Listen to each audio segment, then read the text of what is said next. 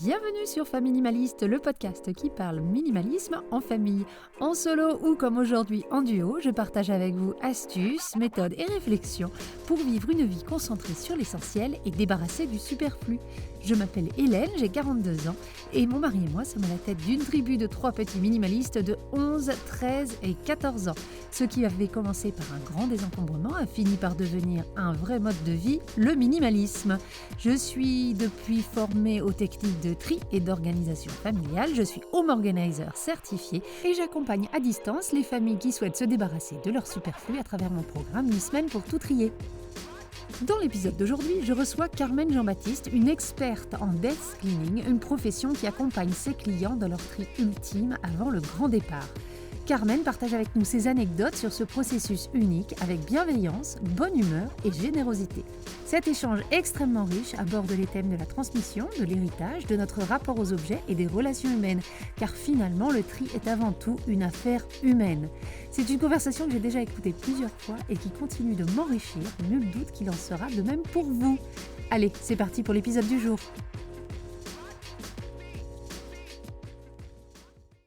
Bonjour Carmen. Bonjour Hélène. Merci de venir parler sur le podcast, je suis super contente de t'avoir. Moi, je suis ravie d'être là. Alors je vais commencer par te présenter. Tu t'appelles Carmen Jean-Baptiste, tu habites à Caen et tu as un métier assez particulier parce que toi, tu n'es pas simple home organizer, donc une simple professionnelle du tri et du désencombrement pour ceux qui ne savent pas encore ce que c'est que home organizer. Tu te spécialises dans ce qu'on appelle le death cleaning, que l'on traduirait littéralement par le ménage de la mort. Et en gros, tu aides les personnes qui souhaitent organiser leur grand départ, comme on dit de manière poétique, et tu les accompagnes pour faire ce tri dans leurs affaires, dans leurs souvenirs et autres. On aura tout l'épisode pour évoquer les différentes facettes de ton métier. Tu es aussi autrice du livre Death Cleaning 100% bio, dont tu pourras nous parler, et tu es aussi maman de 3 grands-enfants. Et pour quelqu'un qui parle aussi souvent de sujets sensibles comme la mort, je trouve que tu es d'une joie de vivre absolument incroyable. Donc voilà ce que je pourrais dire de toi en présentation. Est-ce que je dis des bêtises? Est-ce que tu aimerais rajouter des choses? Alors, aucune bêtise, j'ajouterai simplement quelques petites choses sur la façon dont tu as parlé du métier de home organizer. J'ai beaucoup à la fois d'affection pour toutes celles qui continuent à faire ce métier, pour cette activité, sauf que le desk cleaning se distingue par autre chose. Exactement, et on va pouvoir rentrer dans le vif du sujet pour qu'on sache exactement de quoi on parle. Alors pour commencer, peut-être que tu pourrais nous dire ce qu'est le desk cleaning en gros et comment t'es tombée dedans. Alors absolument non, ça ne se fait pas par hasard. Oui, j'ai beaucoup travaillé, alors il y a plusieurs métiers, souvent je m'autorise à dire que j'ai eu plusieurs vies.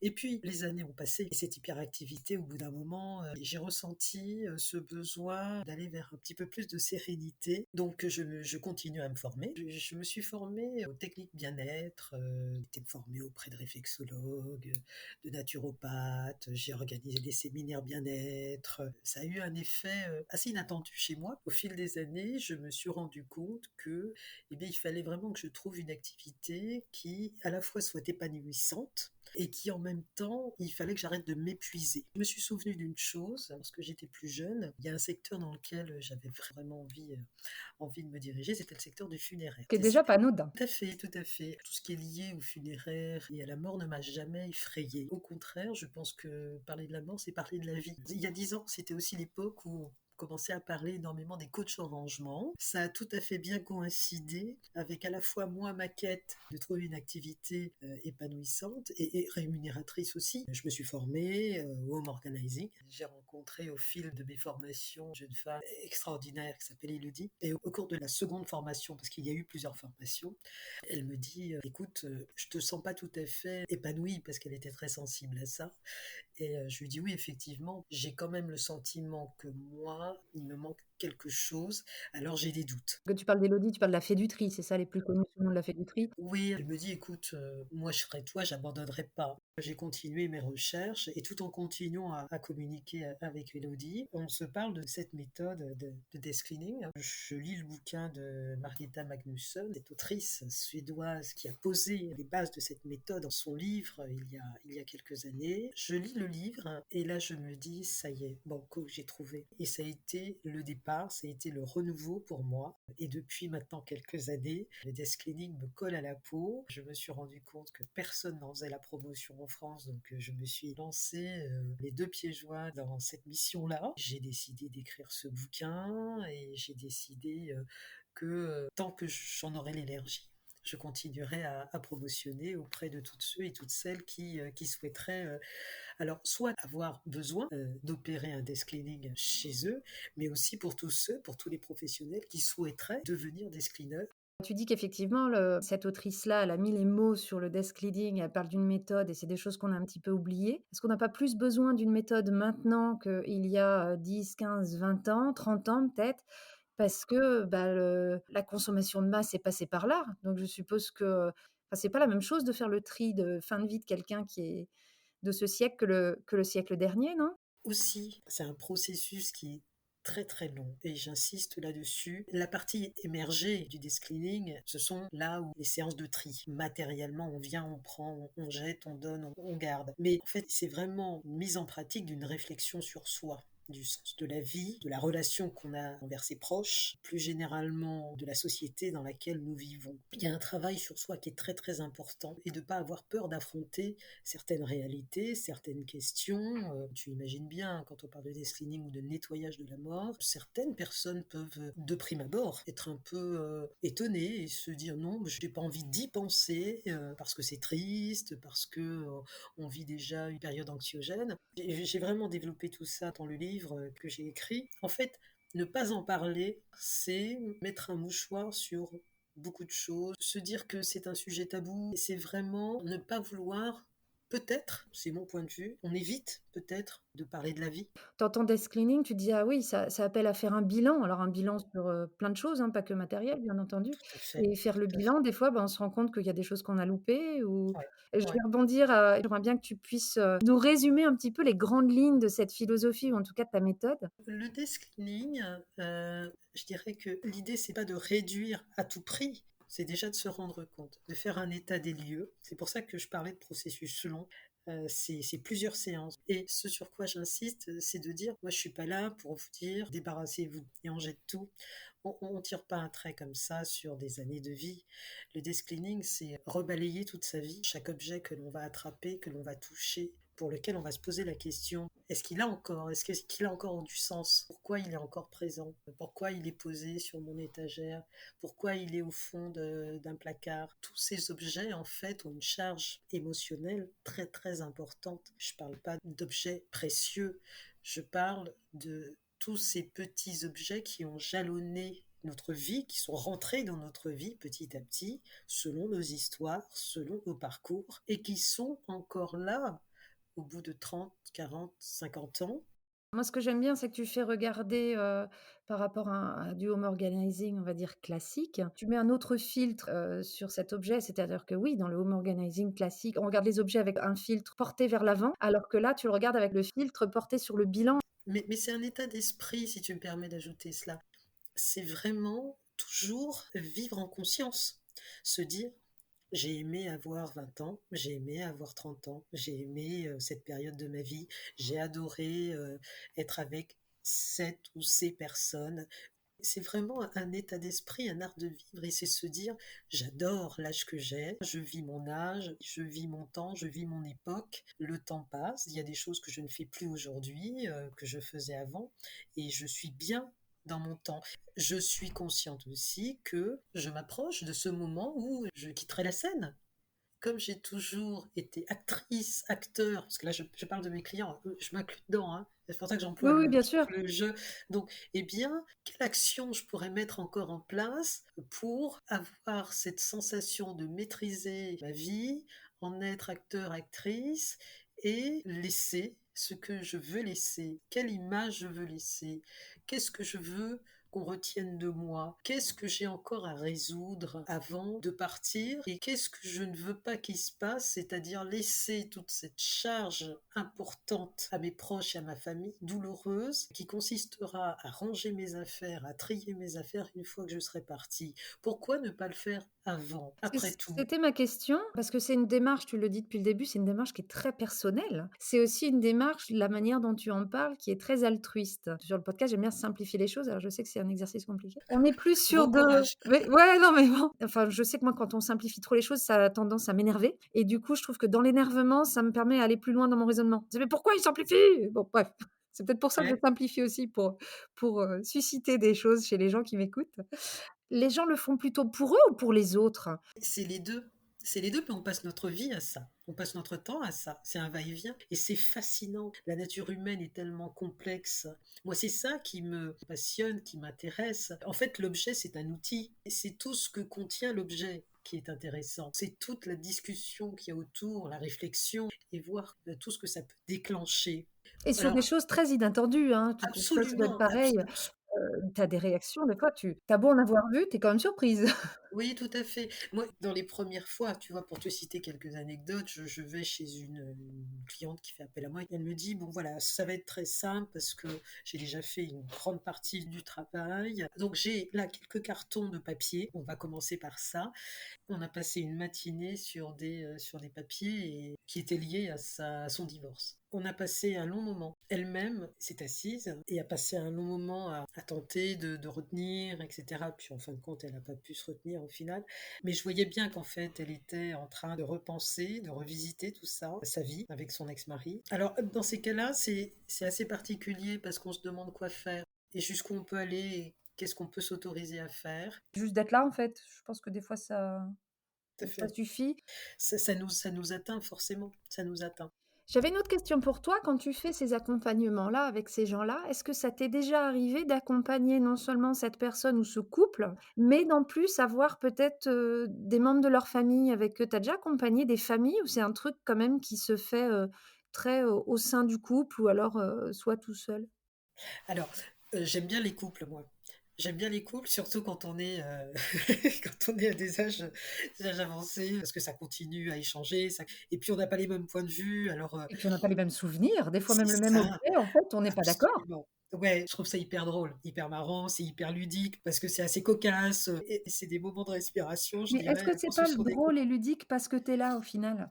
Parce que Oui, mais bien si tu étais sûr, pas là, on a tous, hein, fait fait bien du tri sûr, avec nos conjoints, c'est pas toujours, les moments les plus, détendus de oui. la relation, on va dire, Tout hein. à fait. Mais bien sûr, mais tout ça est un grand jeu. Chacun doit y trouver sa place et chacun doit, voilà, définir son périmètre d'action et moi, je sais bien que quand j'arrive, chacun enfile, un petit peu son costume, mais je sais très bien que les masques tombent, les costumes s'évaporent au bout de quelques instants parce qu'après on rentre dans le dur, dans le Et du coup, vif. pour revenir à la question, tu as déjà aidé, du coup, des familles? Pas au sens, il y a toute la famille et cetera, on fait des réunions, toute la famille se réunit, on définit point par point. Non, j'invite vraiment, toutes celles et tous ceux qui souhaitent, avoir recours à cette méthode, d'en parler à leur famille, à leurs proches. Parce que c'est aussi l'occasion de faire le point, tu parlais de bilan, mais de faire le point sur certaines choses, faire un état des lieux et de dire: «Bah, voilà, je vous exprime tout simplement le fait que, bah, je suis dans une phase là où je réorganise un petit peu mon intérieur, où j'en profite pour me débarrasser de certaines choses.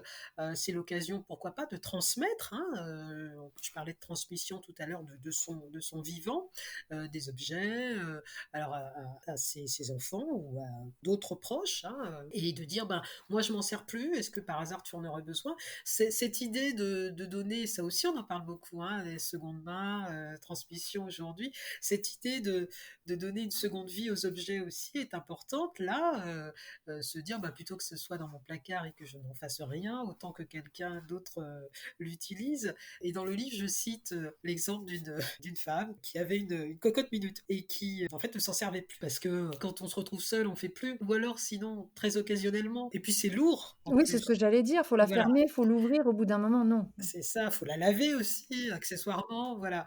Donc là aussi, se débarrasser de certains objets l'objet, c'est aussi acquérir une certaine liberté Oui, puis garder de son autonomie mouvement. chez soi plus longtemps, hein, mine de rien. Absolument, absolument. Donc, tu vois, il y a plein de sujets qui sont liés à ça. Et donc, elle l'a proposé à sa belle-fille, qui, bah oui, spontanément a dit, mais évidemment, parce que voilà, moi j'ai les gamins, je n'osais pas te le demander, donc avec plaisir, et tout le monde en profite. Elle fait plaisir à ses petits-enfants, sa belle-fille est ravie, et puis à l'occasion, pourquoi pas aller dîner chez eux, hein, tu vois, qu'on joue à l'utile à l'agréable.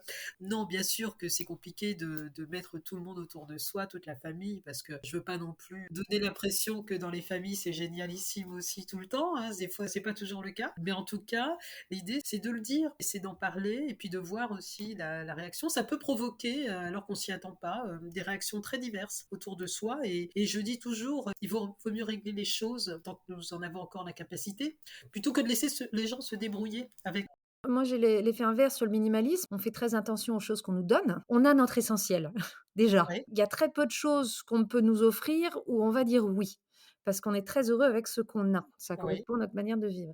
Et je sais par expérience que de dire non à certaines choses qu'on nous donne, ça peut créer un vrai sentiment de rejet chez la personne qui veut te le donner. Parce que des fois aussi, donner, c'est une manière de ne pas se séparer parce que tu sais où il est. Et du coup, quand plus personne en veut, bah, et il peut y avoir ce sentiment de rejet. C'est quelque chose que tu as déjà remarqué chez les gens qui me suivaient? Oui, mais on est toujours dans la même chose, la relation à soi, la relation aux autres. Et c'est l'occasion de régler ses comptes aussi. Alors oui, affronter les choses, se dire une bonne fois pour toutes, écoute, non, je n'en veux pas. Et pourquoi tu n'en veux pas? Bah parce que j'ai pas envie. Ça ne me sera moi non plus d'aucune utilité. Autant chercher quelqu'un à qui ça servira. Au risque d'être, c'est un petit peu mon rôle, et c'est de rappeler que il faut être responsable de soi. Il faut pas prêter aux autres des intentions qu'ils n'ont pas. Il faut arrêter d'imaginer, de projeter sur les autres personnes qui nous entourent des choses qui nous appartiennent quelque part. Et là, ça passe par l'objet, et c'est tout simplement se rendre compte quelquefois que bah non, c'est pas parce que nous faisons partie de la même famille que nous avons les mêmes goûts. Non, je n'ai pas les mêmes idées, je ne pense pas comme toi, et ça ne m'intéresse pas, et ça ne me plaît pas. Et ça aussi, ça fait partie de la vie. Des fois, c'est une façon de crever certains abcès et de repartir sur une nouvelle relation. Et ma foi, je dirais que c'est une façon de nettoyer, de purifier quelque chose, et pourquoi pas d'être sur une nouvelle relation qui sera saine, et d'être au clair, tout simplement. Être clair avec soi, être clair avec les autres. Tu sais, c'est une fois que nous sommes partis, quand la réparation n'a pas été faite, alors que nous en avions encore la possibilité de notre vivant, eh bien, on va laisser justement aux autres cette charge-là. Et il va falloir qu'ils s'en débrouillent. Donc, même si c'est compliqué, je dirais qu'il vaut mieux l'affronter avant, parce que après, ça peut faire vraiment beaucoup de dégâts. À ce propos, j'ai voulu, moi, me former à l'accompagnement au deuil Oui, aussi, parce j'allais en que parler. Alors avant que tu comptes, juste petite anecdote, tu parles depuis tout à l'heure, j'ai mon micro qui est coupé, donc tu ne peux pas savoir que j'arrête pas de faire des «yes» à ce que tu dis. Je saute OK, littéralement sur mon parquet. OK, Il y a énormément d'écho dans ce que tu dis, et je d'accord, pense que les choses que tu viens de dire là, si je ne devais retenir qu'une seule chose de ce que tu oui, viens de dire, c'est vraiment ce côté de la transmission, et de pas plaquer. ouais. Voilà, quand on dit non à un objet, on dit juste non à un objet, on dit pas non à une personne. Donc voilà, donc merci. Je voulais quand même te Mmh. faire, mon retour parce que je suis un petit zébulon, depuis tout à l'heure, derrière mon micro. Donc oui, tu t'es formée justement à l'accompagnement au deuil, mais pourquoi donc madame? Parce que, encore une fois, quand on ouvre cette porte sur ce monde-là, quand on est attentif aux autres, eh bien, c'est tellement passionnant, c'est riche, c'est intéressant. Je voulais avoir quelques outils, quelques éléments de langage. Je voulais comprendre ce process de la perte de quelqu'un, et se dire mais qu'est-ce qu'on fait après? De quoi on parle? C'est quoi faire le deuil? C'est quoi se retrouver entre guillemets seul? Mais je voulais comprendre tout ça, et ce qui pouvait se passer dans nos têtes, dans nos esprits, et en fait se poser la question, mais qu'est-ce qu'on a perdu en fin de compte?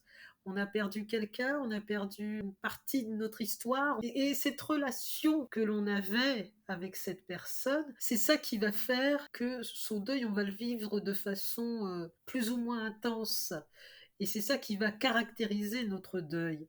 Donc, encore une fois, tous ces sujets, la mort, le deuil, etc., il faut en parler. Ils ne font que nous ramener et nous rappeler notre condition d'être humain, fabuleux, extraordinaire, avec une capacité dont on ne soupçonne même pas les limites à accomplir des choses. Encore une fois, on vit une époque extraordinaire et je trouve qu'il n'y a rien de plus beau que d'avoir des relations saines. C'est douloureux, certes, mais il n'en reste pas moins que nous, on est encore là. On n'oublie pas, on fait avec. Donc oui, ça m'a permis d'aborder cet aspect-là des choses. Et encore une fois, en repartant dans mon activité de desk cleaning, eh bien, j'étais plus à l'aise avec quelqu'un qui m'accueillait chez elle et qui me disait, bah oui, voilà, je vis seule aujourd'hui parce que oui, la vie a fait que, aux âges que nous avons, l'autre est parti. Cette formation au deuil, tu l'as fait après ta formation, Oui, tout à fait. oui, c'est ça, hein.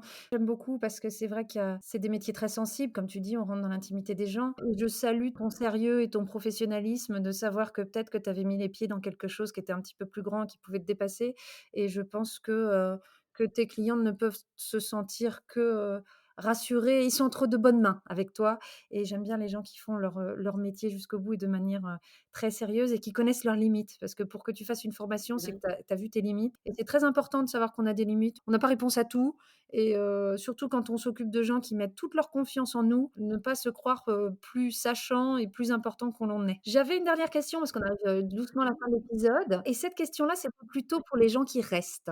Tu l'as vu forcément quand tu étais, home organizer, on va dire plus classique, c'est très courant que les gens fassent appel à nous parce qu'ils doivent, faire le tri dans les affaires de leurs parents qui ne sont plus là, Mhm. et que c'est difficile et ils ont du mal à se séparer de certaines choses parce que, tu sais, il y a toujours cette loyauté, cette peur de trahir la mémoire, cette peur d'oublier. Même si eux n'ont pas besoin ou n'ont pas la même capacité, des fois matérielle, de garder ces choses-là. Ils aimeraient, s'ils avaient, 50 m² en plus, ils garderaient tous ces meubles-là, tout ça, donc c'est encore plus un déchirement. Qu'est-ce qu'on peut faire pour, aider peut-être des gens qui nous écoutent et qui sont face à ce tri parce que, bah, leurs parents ont pas eu la démarche de préparer peut-être leur départ, bah, peut-être tout simplement parce qu'ils en avaient pas la possibilité ou c'est arrivé soudainement? Qu'est-ce qu'on pourrait donner comme conseil face à des gens qui sont face à ce tri-là? Alors de ne pas aller trop vite déjà. Encore une fois, le temps est important. La notion de temps est toujours très importante. Ne pas aller trop vite, contacter quelqu'un vraiment si on a du mal, beaucoup se renseigner, on a les possibilités aujourd'hui, hein. Il y a des professionnels, il suffit de taper les bons mots-clés sur Internet qui peuvent nous venir en aide et vraiment se dire oui, il y a des gens qui font ça, c'est leur métier, donc se laisser faire, se laisser aider. Je trouve ça dommage qu'on en arrive là. C'est ce que je te disais tout à l'heure. Plutôt que de laisser les autres avoir à le faire, Autant le autant faire en soi-même, mais parler là je te avant. parle, tu vois, oui, C'est c'est ça. dommage, mais Mmh. ça peut arriver, mes parents, ils ont, 50 ans et malheureusement, il y a un accident de voiture et enfin, j'ai un collègue Oui, à qui c'est arrivé il y a pas si longtemps que oui, ça, oui, tu vois? tout Donc à fait. face à ce genre de deuil, on fait comment dans ce tri pour, faire la balance entre garder la mémoire, garder les souvenirs, mais trouver son compte, soi aussi? Alors, la première chose, c'est prendre son temps, faire appel à des professionnels qui pourront nous aider, nous accompagner. Je dirais que c'est compliqué de donner une vraie réponse à la question que tu poses parce que tous ces objets qui ont appartenu à quelqu'un d'autre, toi, tu as déjà tous ces objets puisque toi-même, si tes parents décèdent, ça veut dire que tu as déjà, toi, fait ta vie, donc tu vas avoir tous ces objets en double. Donc, a priori, tu n'as besoin d'aucun objet. Les objets, à la fois, ils ont une charge émotionnelle forte pour la personne qui les détient, mais pour toi, ils n'auront pas cette charge émotionnelle. Donc, ils retrouvent leur statut d'objet matériel, tout simplement. Donc, je dirais que tu n'en as pas besoin. Donc, tu pourras, en tant qu'enfant ou proche qui va arriver dans une maison qu'il va falloir désencombrer suite à un décès, tu n'auras pas du tout la même réaction face aux objets qui t'entourent. Donc le tri va être assez facile à faire. Si on les voit comme objet et non comme, représentation Mais justement que oui, je pense que c'est là le c'est très juste ce que tu dis, c'est là où on se prend les pieds dans le tapis tout quand à on dit: fait. «Oui, ce n'est qu'un plaid, mais c'était le plaid de mon père». Oui, mais c'était le plaid de ton père, oui. Mais, mais à moins que tu aies besoin d'un plaid, il n'y a rien à garder. Oui, ou au pire, tu enlèves ton plaid et tu gardes celui de ton père et tu en as C'est qu'un. ça. Et pourquoi pas? Non, mais et voilà, parce que l'idée, c'est pas de revenir surencombrer, parce qu'on s'arrête jamais. C'est pas de venir surencombrer, toi, ta maison avec les objets de tes Et parents. ça, on le voit, hein, les gens qui se surencombrent à la suite d'un deuil, hein, c'est très classique. Ça sert à quoi? C'est encore une fois, imaginer qu'on a à préserver la mémoire de quelqu'un, que, on prend cette responsabilité-là d'être le gardien, bon, pourquoi pas? Mais c'est dommage parce que l'idée, c'est vraiment de s'alléger parce que plus on s'allège et c'est pas à toi, spécialiste du minimaliste, que je vais l'apprendre, plus on s'allège et plus on s'ouvre à d'autres choses. Donc plus on s'allège matériellement, je veux dire, d'objets, et plus on peut ouvrir son esprit à d'autres choses et faire la place à d'autres expériences. Moi, je trouve ça très compliqué les maisons, tu sais, les maisons un peu musées dans lesquelles tu rentres, où il y a Bien des sûr, souvenirs des gens partis partout. C'est dur d'avancer parce que du coup, elle est où ta place à toi? Parce qu'en fait, tu as fait de la place pour tous les gens qui sont plus là, mais ta place à toi, elle est où? Quand tu rentres dans ces maisons-là, tu as des souvenirs qui te sautent à la figure à des moments où tu ne les sollicites pas et tout à ça fait. peut vraiment t'embêter au quotidien. Je parle souvent du décès de mon grand-père parce que c'est toujours un deuil qui est très compliqué à faire, dans notre famille, pour tous, je crois. Et moi, j'ai pas gardé grand-chose de mon grand-père. J'ai juste gardé, un cadre avec un papillon, dedans et ses mouchoirs. Et je suis contente parce que ce tableau-là, ce petit papillon, il est dans mon salon, mais il est pas dans un endroit forcément, très visible, en tout cas pas quand je suis assise dans mon canapé Mmh. et il est là sans être là, donc j'ai pas ce souvenir qui me saute à la gorge. Je choisis de le regarder, si tu veux et je trouve ça bien de choisir les moments où je pense à mon grand-père. Mmh. C'est bien ce que tu dis. Moi, je trouve que c'est vraiment ça. C'est faire preuve de cette honnêteté, se souvenir. Alors là, tu parles d'un mouchoir, de cet objet-là, précisément, c'est ce qui me reliait à lui. Voilà, et ça se traduit par ça. C'est cette expérience-là qui est contenue dans ce mouchoir, et cette honnêteté intellectuelle, est nécessaire pour pouvoir, vivre tout simplement, sa vie, et de ne pas se tromper, ne pas vivre la vie de quelqu'un d'autre, ou que les autres, les expériences des autres, nous empêchent de vivre la nôtre. Je veux pas être trop radicale, mais oui, à un moment, il faut penser qu'un jour, nous ne serons plus là. Oui, tous ces objets, en fait, c'était pas notre histoire, c'était son histoire. Pas confondre, les souvenirs des autres avec nos souvenirs. Merci beaucoup Carmen, je pense qu'on le sait, on pourrait parler encore pendant 2 heures et je pense que je serais pas étonnée que je te rappelle d'ici quelques mois Yes, pour yes. refaire un autre épisode sur un thème peut-être un petit peu différent, mais je pense qu'en tout cas, c'est un des épisodes où j'ai dit le moins le mot minimalisme, mais qui se rapproche peut-être le Je l'ai dit plus. pour toi. Ouais, mais je pense que c'est ce qui se rapproche peut-être, en tout cas, il s'y rapproche beaucoup et on touche aux fondamentaux de ce qu'est le minimalisme. Donc, vraiment merci, je pense que ça va faire, avancer beaucoup de gens. Si les gens, envie ou sont curieux et aimeraient peut-être faire appel à toi, où est-ce qu'on peut te trouver? Toi, tu es dans la région de Caen. Est-ce que tu interviens uniquement dans la région de Caen? Et comment rentrer en contact avec toi? J'interviens partout, partout. Encore une fois, je te disais que j'interviens sur tout le territoire en France. Si on veut faire appel à moi, c'est très simple. Il y a les sites internet deskcleaning.fr, On te retrouve et sur les puis réseaux sociaux également? absolument sur Instagram, c'est pareil, deskcleaning.fr. Mon nom, Carmen Jean-Baptiste aussi. Et puis vous allez voir, tout va défiler. Dès Donc qu'on met Carmen Desk Cleaning, de toute façon, on a à peu près 5 pages de résultats, on ne peut pas c'est te ça. louper. Tu sais, j'ai passé un moment, à essayer de mettre tout ça en place, à lancer l'activité, donc ça n'a pas été évident. Il y a beaucoup de réflexions, se dire: «Est-ce que je fais bien? Est-ce que je suis pas en train de me perdre là-dedans? Est-ce que c'est une bonne idée? Est-ce que la France est prête?» Est-ce que je fais pas fausse route? C'est ça, est-ce qu'on peut parler de mort? Est-ce qu'on peut parler de desk cleaning? Est-ce que les gens ont envie de ça ou pas? Est-ce que c'est un marché porteur aussi? Voilà. Et les débuts ont été, compliqués. Souvent, j'avais de drôles de réactions face à moi, comme quoi il faut persévérer. D'un seul coup, les portes se sont ouvertes. Le rapport aux choses n'est plus le même, le rapport aux autres, à soi, non plus, et on s'inscrit, toi comme moi, hein, dans ces courants-là, et c'est bien. Et du coup, je voulais juste qu'on en parle. Est-ce que tu fais toujours les apéros de la mort? Alors les apéros de la mort, il y a une petite, interruption. Ça va reprendre au mois d'octobre? Les apéros de la mort, du coup, c'est à Caen, je suppose? Oui et En ce donc qui me concerne. voilà et tu invites les gens à venir, parler de tous ces sujets-là? Ce sont des petits moments que je m'autorise. Donc c'est une façon pour moi d'aller à la rencontre, de ne pas avoir de pression. Et on n'a pas de contrat entre nous. Ce sont des moments qui sont gratuits. Voilà, il y a juste à vérifier la date, s'inscrire et arriver le jour même. Aucune obligation. Et puis prendre l'apéro, voilà, et puis parler de façon très détendue autour de ce sujet. C'est très codifié quand même, hein. Il y a une charte à respecter, etc. Par rapport à la séance, parce qu'on ne s'autoproclame pas organisateur d'apéro de la mort comme ça. C'est des moments très riches. Eh beh, écoute, j'invite, tout le monde à aller voir sur ton site internet, ton activité, voilà, je mettrai tous ces liens-là en description. Carmen, je te remercie pour le temps que tu m'as accordé. Bah, merci à toi, Hélène. Je te dis à très bientôt parce que je pense qu'on a vraiment énormément de choses à partager toutes les deux. Et merci pour ce que tu fais parce que tu le fais sérieusement. Moi, je suis allée voir parce que la première fois que tu m'as contactée, je suis allée voir le travail que tu faisais et je trouve ça très professionnel et c'est très, très, très Eh ben, important. merci parce que venant de toi, ça me touche beaucoup. Je te dis à très bientôt, Carmen. Merci, Au merci. revoir. Bonne journée. Et voilà pour l'épisode du jour, j'espère qu'il vous aidera à vous faire avancer sur votre réflexion et sur votre relation avec les objets.